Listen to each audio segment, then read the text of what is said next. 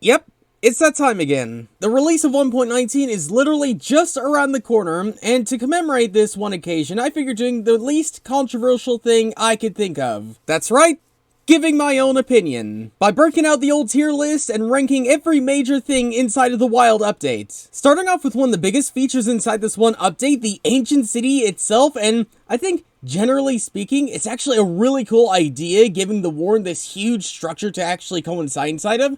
However, there might have been maybe one or two things they could have done to improve it, particularly with the loot. We'll get to that eventually, but I still think Ancient City, absolutely amazing feature. But speaking about things you'd find in the Ancient City, Swift Sneak is one of them, and I think, generally speaking, again, a good idea, though I can't see myself using it like that incredibly often. Like, unlike other enchantments where it's like, I absolutely need to have this, this was like, you know, I could have it, but I could live without it. And the other things, the Echo Shards and the Recovery Compass, once again, it's something that it would be nice, but it's only used in like very specific circumstances. I think the Echo Shards could be used maybe as like, you know, for skits or something like that. So I'll put it right here, and you know, I'll put the Recovery Compass here too, because again, a very specific use for it, but it's still a pretty useful use when you need it. Unless, of course, you're in hardcore mode, in which case this is absolutely useless. But something I find a little bit more interesting is the disc fragments and the brand new music disc. Now, I honestly can't see myself listening to this too incredibly often, unless I'm listening to like for lore or something like that, but I really love the idea of them giving like a new use for music disc and you having to actually craft them up rather than just finding them on its own. So for the fragments themselves, I'll put them pretty high, but for the music disc itself, it's you know, it's there at least. And speaking of being there, the Warden, the absolutely terrifying, freaky mob that you're gonna want to avoid inside the Ancient Cities, I really love it. I really love the way they actually, you know, implemented it. I love the sonic boom they added into it.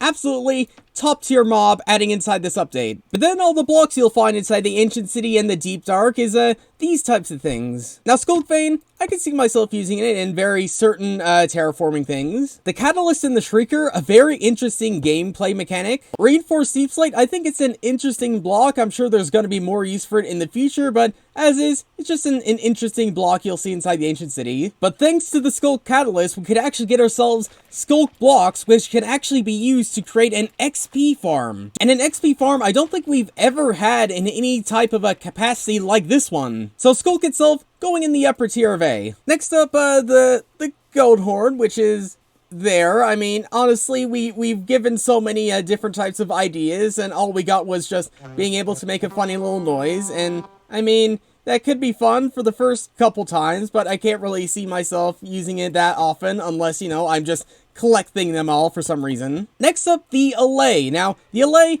it's a mob I voted for, I'll be completely honest. I voted for this one thing, and I have so many ideas for it, even though I've not, like, completely executed them all, but the fact that we have a brand new type of way to store things and things like that just makes it for such a very interesting type of mob, and I'm pretty looking forward to getting myself an Allay myself. But now moving on to all the frog items. Now the frog itself, I like it. It's a neat little idea. I love the fact that we're actually getting, you know, some of these previous mob votes finally being implemented into it.